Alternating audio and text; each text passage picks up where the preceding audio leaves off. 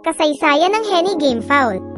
Ang Henny Gamefowl ay isang iconic na lahi ng fighting rooster. Susuriin ng artikulong ito ang kasaysayan ng Henny Gamefowl, ang mga kakaibang pisikal na katangian nito, at kung paano ito nakikipagkompetensya sa mga laban. Ang Henny ay isang lahi ng gamefowl na binuo sa Estados Unidos. Ang lahi ay nilikha sa pamamagitan ng pagtawid sa ilang iba't ibang uri ng gamefowl, kabilang ang Cornish, Leghorn, at Rhode Island Red. Ang resultang manok ay isang makapangyarihan at agresibong manlalaban na angkop para sa esport. The Henny has been involved sa labanan ng mga manok since the early 1900s.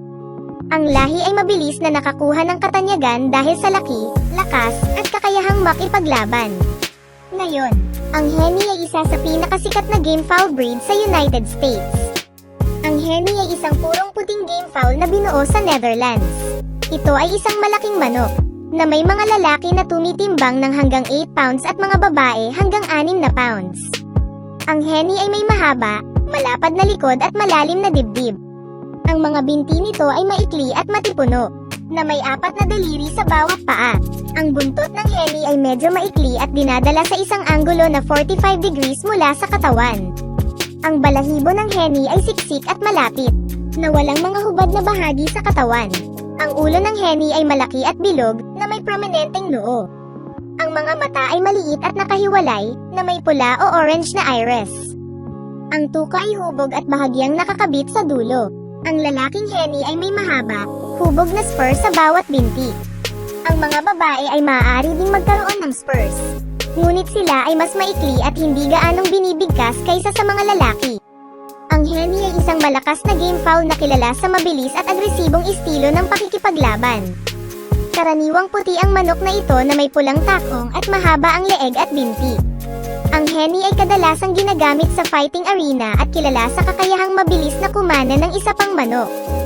Sa kahangahangang liksi at lakas nito, ang Henny Gamefowl ay isang mabigat na manlalaban na siguradong kukuha ng iyong atensyon.